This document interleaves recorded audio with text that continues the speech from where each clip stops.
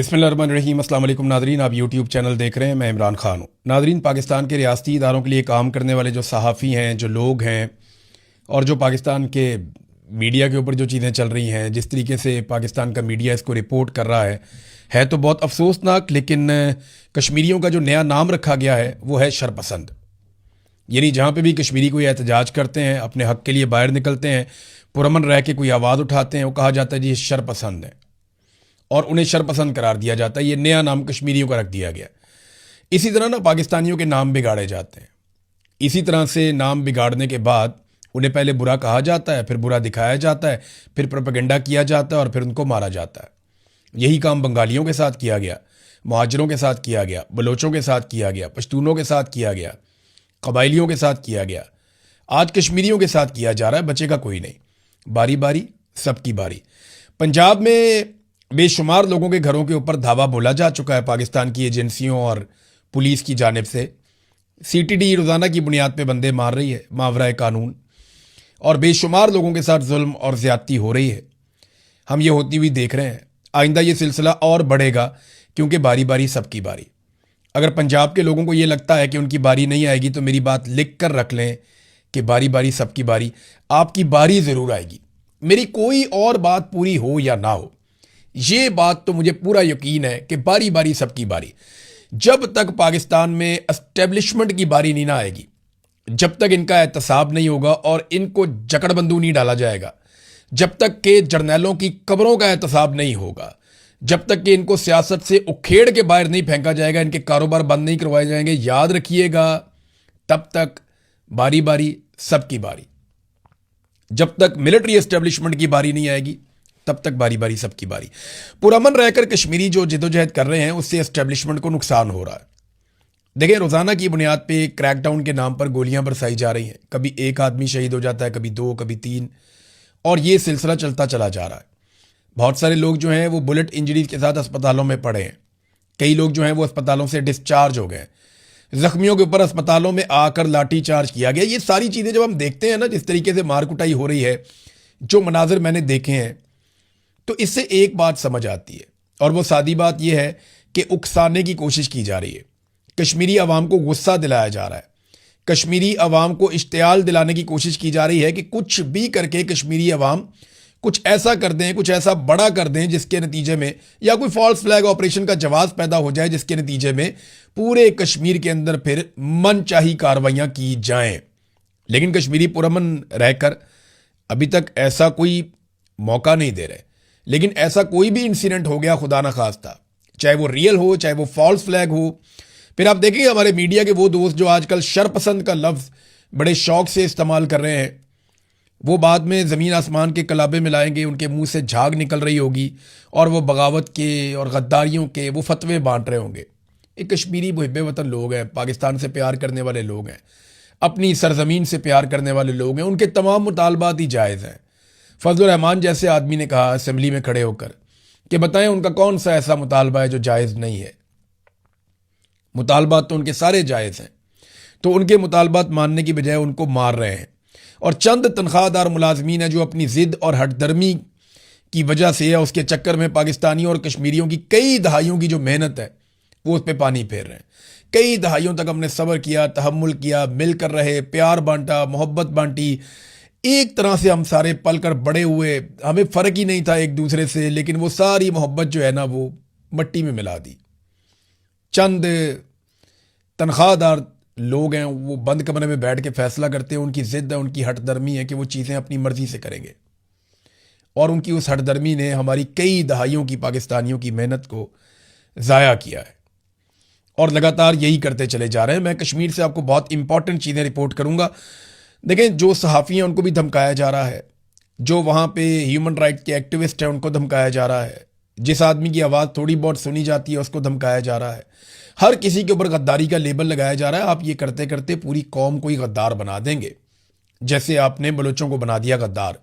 आज सारे बलोच वो गद्दार समझे जाते हैं आप लोगों की नज़र में। इसी तरह बंगालियों को भी आपने सबको गद्दार बना दिया था, फिर जाके वहाँ माफ़िया मांगनी पड़ी। तो नाज़रीन, खैबर पख्तूनख्वा की सूरत हाल पे अब आ जाते हैं। खैबर पख्तूनख्वा की हुकूमत अदालत में गई है कि हमने बजट पेश करना है, तो हमारी काबीना ने भी ये फैसला किया है कि इमरान खान साहब से मुशावरत हमारी करवाई जाए। अब इस पे जो है वो अदालत ने कुछ एतराज़ात लगा दिए।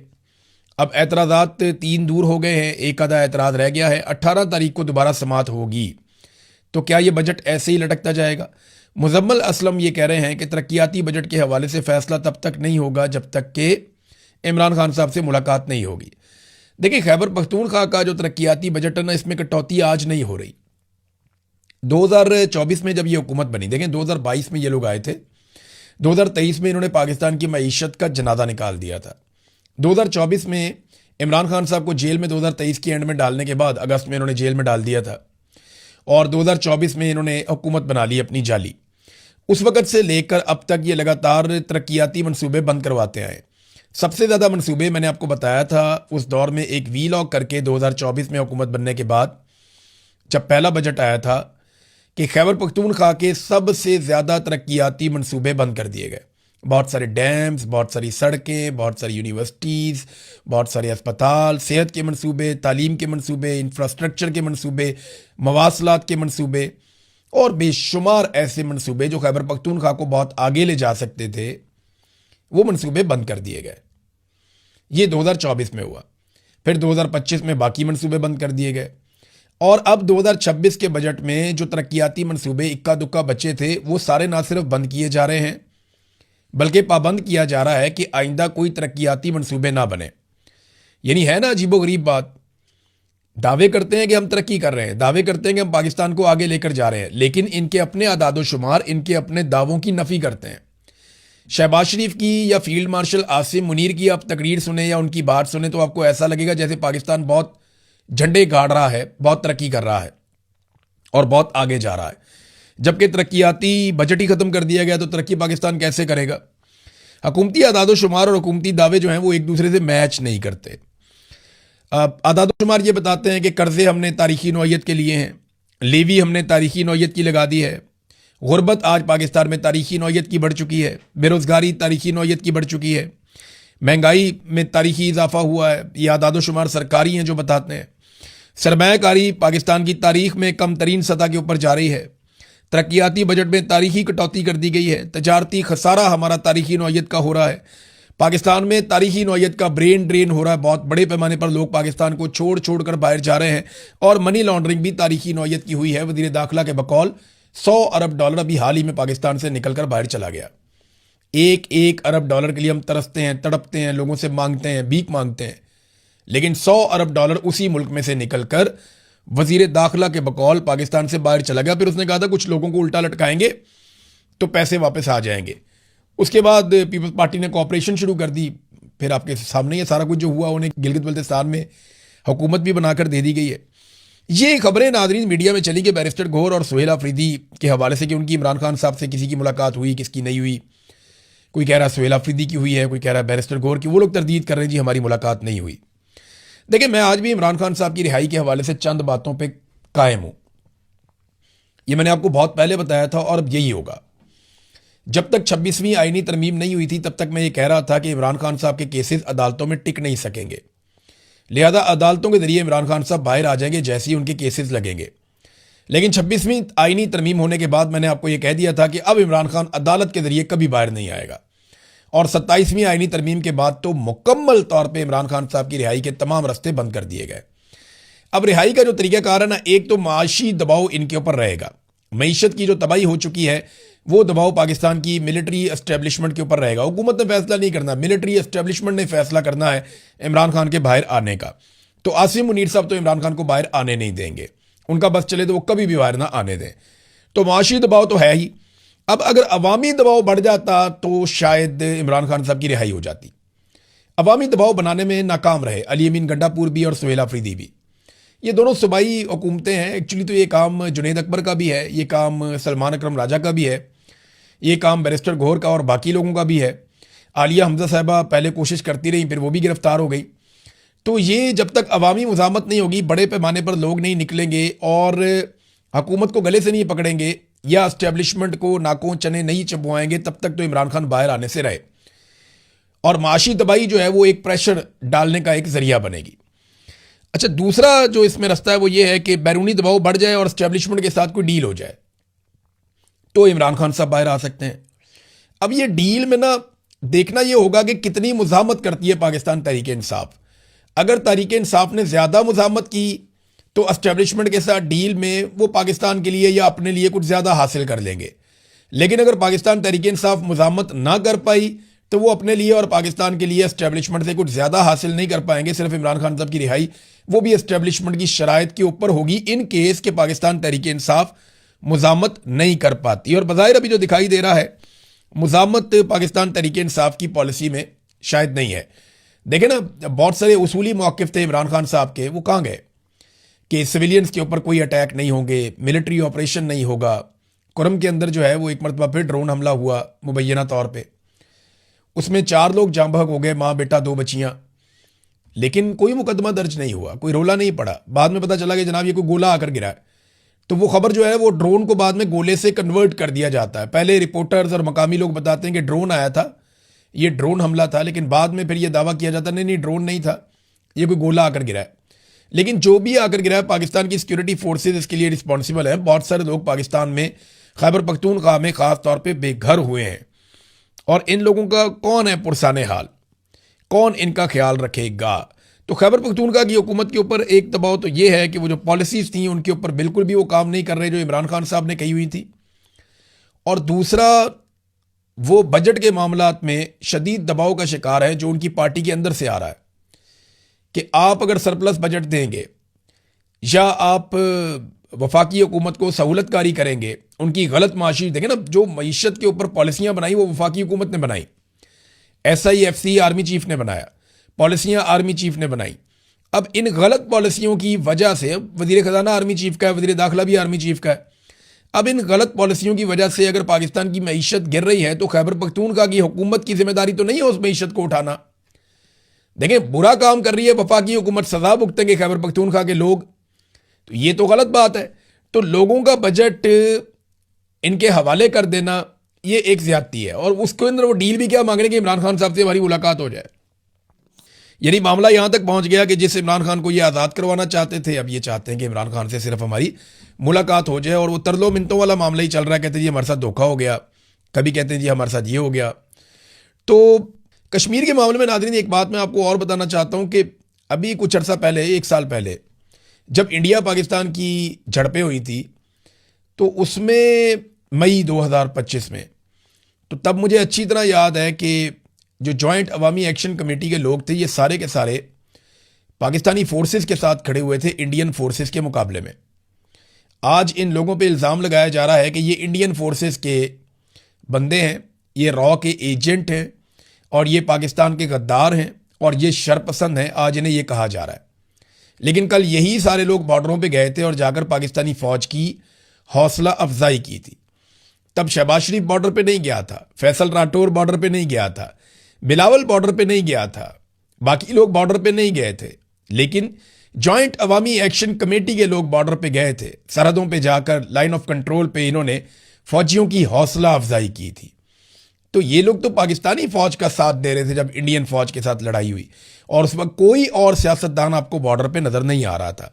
तो आज ये कहा जा रहा है कि जनाब ये सारे गद्दार हो गए, शरपसंद हो गए। तो अफसोस होता है, बेचारे मुझे रब्ता करते हैं इनके लोग, वो कहते हैं जी हमें सबसे बड़ा दुख इस बात का है कि हम कश्मीरियों ने सारी जिंदगी वफादारी दिखाई, लेकिन हमें शरपसंद का खिताब मिला है और हमें इस बात का हमेशा दुख रहेगा। नाजरीन, जस्टिस डोगर ने एक और रिकॉर्ड कायम कर दिया है। जस्टिस डोगर के बेटे की शादी हुई तो जजेस का कोड ऑफ कंडक्ट भी होता है ना एक, और एक सुप्रीम जुडिशल काउंसिल का ज़ाब्ता इखलाक भी है, और ये ज़ाब्ता इखलाक कहता है कि जो जजेस हैं वो ज़्यादा सियासतदानों के साथ मेल जोल नहीं बढ़ाएंगे। लेकिन उनके बेटे की शादी में जो है वो सियासतदानों को दावत दी गई, हत्ता कि पाकिस्तान तहरीक इंसाफ के सियासतदान भी पहुंचे हुए थे। ज़ाती ताल्लुकात भी हो सकते हैं लतीफ़ खोसा और आमिर डोगर साहब के, डोगर बरादरी भी है ना, तो सरफराज डोगर, आमिर डोगर। लेकिन अगर ज़ाती ताल्लुकात हैं तो वो इमरान खान साहब को कम से कम इंसाफ ही ले दें। फेवर तो कोई नहीं मांग रहे, इमरान खान साहब तो सिर्फ इंसाफ मांग रहे हैं, मेरा केस ही लगा दो। 1.5 साल से केस नहीं लग रहा, 1.5 साल हो गया केस नहीं लग रहा। उनके बेटे के वलीमे में, शादी में शिरकत के लिए ये लोग गए थे। तो ये भी एक कोड ऑफ कंडक्ट की खिलाफ वर्जी है। जो कोर्ट रिपोर्टर्स हैं वो इसके ऊपर बेचारे आवाज़ उठा रहे हैं। कोर्ट रिपोर्टर्स को उठा के बाहर निकाल दिया। सुप्रीम कोर्ट ऑफ पाकिस्तान से भी आहिस्ता आहिस्ता हर जगह से बाहर निकलेंगे। और ये वो कोर्ट रिपोर्टर्स हैं जो माजी में यानी वो ये दावे करते रहे हैं और बड़ा जजेस के बारे में बड़ी आवाज़ उठाते रहे हैं, बड़ी कोशिश करते रहे हैं। अब मुझे ना ये, मैंने एक बात बहुत पहले कही थी कि बारी बारी सबकी बारी, मैंने अभी इस वीलॉग में भी कही है। तो ये जितने हमारे जर्नलिस्ट हैं ना, जिन्हें लगता है कि इनकी बारी कभी नहीं आएगी, तो याद रखिएगा इन सब की बारी आएगी। काशिफ अब्बासी साहब मुझे एक दौर में कहा करते थे कि यार ज़रा हाथ थौला रख, और ख़ुद उनका प्रोग्राम बंद पड़ा हुआ है पिछले कई महीनों से। तो बारी बारी सबकी बारी, हाथ थौला रखें या हाथ तगड़ा रखें, कुछ भी करें, जब तक आप बादशाह सलामत की दिन रात चापलूसी नहीं करेंगे तब तक आपकी नौकरी को खतरा रहेगा, और बारी बारी सबकी बारी आएगी। सीटीडी नादरीन कत्लेआम करने वाली एक मशीन बनी हुई है उनके अफसरान को सॉफ्ट इमेज दिखाने के लिए, क्योंकि हार्ड स्टेट तो पाकिस्तान बन गया है, बंदे मारना तो पाकिस्तान में मसला ही कोई नहीं है। सॉफ्ट इमेज दिखाने के लिए उनके अफसरान को कोट पैंट टाई पहना के जो है वो बिठा दिया गया, क्योंकि ऑस्ट्रेलिया के वज़ीर आज़म ने भी मुतालबा किया कि जनाब हमारे शहरी वहाँ पे आए हुए थे, वहाँ गोलियाँ मार के सड़क पे कत्ल कर दिया, ये तो बड़ा नामुनासिब है। 2 बंदों को गोलियाँ लगी हुई हैं, एक 9 साल की बच्ची शहीद हो गई है। अब ये ऑस्ट्रेलियन ना होते तो सोचें क्या होता। ऑस्ट्रेलियन ना होते ना तो जो मकतूलीन है ना, उनके ख़ानदान वाले कह रहे होते कि अच्छी खासी पुलिस की गोली जा रही थी, मकतूल भाग के गोली के आगे आ गया, मकतूल का कसूर है। या उनसे प्रेस कॉन्फ्रेंस करवा दी जाती कि मकतूल जराइम पेशा था और शुरू से यही चीज़ें करता था। यानी यहाँ पे इस लेवल पे दबाव डाला जाता है, इंसाफ नाम की तो चीज़ ही कोई नहीं है। तो सीसीडी जो है, देखिए ना, ये चट्टा साहब को सोचना चाहिए, जिन्हें हेड बनाया गया सीसीडी का, उन्होंने ये सारा डिज़ाइन किया हुआ मामला कत्लेआम का। मैंने आपको बताया ना कि एक रात को अदालत लगती है 12 बजे, वहाँ बैठा हुआ एक आदमी ये फैसला करता है कि कौन जिंदा रहेगा और कौन नहीं रहेगा, और उस आदमी का अपना बैकग्राउंड करप्ट है, उसके ऊपर करप्शन के सीरियस एलिगेशंस हैं। और वो जो आदमी जो रात को बैठ के ये फैसला करता है 12 बजे कि किसको कत्ल करना है और किसको जिंदा रखना है, उसका कोई जुडिशरी का बैकग्राउंड नहीं है। उसे नहीं पता कि कानून और इंसाफ और जजेस कैसे काम करते हैं, जुडिशरी कैसे काम करती है। जैसे मिलिट्री कोर्ट गलत है, वैसे ये वाली जो अदालत लगाई जाती है, मैं आपको बार बार कह रहा हूं कि एक अदालत लगती है जहां पे ये फैसला करते हैं कि इसको मार दो और इसको छोड़ दो। तो आज नहीं तो कल ये कत्ल तो गले पड़ेंगे, और जवाब तो चट्टा साहब आपको देना पड़ेगा, और आपसे जवाब इस जहान में भी आपको देना पड़ेगा। अगले जहान में भी कितने ही लोग आपका गिरेबान पकड़ेंगे, क्योंकि बेशुमार तो फिर इसके अंदर बेगुनाह भी मारे जाएंगे। तो फिर आप एक एक कत्ल का आपको जवाब देना पड़ेगा। लग पता जाएगा आपको, बल्कि हर जालिम को लग पता जाएगा जिसने जुल्म किया होगा। नादरीन, अब जरा इंटरनेशनल खबरों की तरफ चले जाते हैं। अमेरिका की जानिब से डोनाल्ड ट्रंप ने और जेडी वैंस जो उनके वाइस प्रेसिडेंट हैं, उन्होंने दस्तखत किए मुआहदे के ऊपर जो MOU साइन हुआ ईरान के साथ, जबकि ईरान की जानिब से उनके स्पीकर ने बाकर कालीबाफ ने MOU के ऊपर दस्तखत किए हैं। हालिया तारीख में अमेरिका की सबसे बड़ी वाज़ेह शिकस्त है ये, और इसकी सियासी कीमत डोनाल्ड ट्रंप को ज़रूर चुकानी पड़ेगी, जो मर्जी कर ले वो। आबने हुर्मुज़ को खुलवाना ये का कामयाबी है, जंग से पहले भी खुली थी। ईरान एटमी तजर्बा ना करे, वो तो आयतुल्लाह अली खामनाई ने फतवा दिया हुआ था और उन्होंने तो करना ही नहीं था। अगर इन 2 शराइत पे अमेरिका अपनी बहुत बड़ी कामयाबी समझ रहा है, तो ये कामयाबी तो बगैर जंग के भी अमेरिका के पास थी कि आबने हुर्मुज़ भी खुली हुई थी, ईरान एटमी धमाका भी नहीं कर रहा था।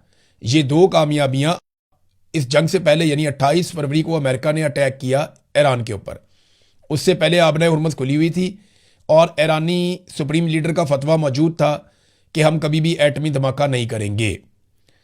तो ये दोनों चीज़ें तो पहले भी अमेरिका के पास थी।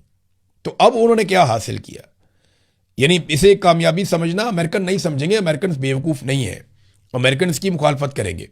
इसराइली वज़रा के इंतहाई मायूस कुन और बहुत गुस्से वाले और मायूसी वाले उनके स्टेटमेंट्स आ रहे हैं, कभी मीडिया के ऊपर, कभी सोशल मीडिया के ऊपर।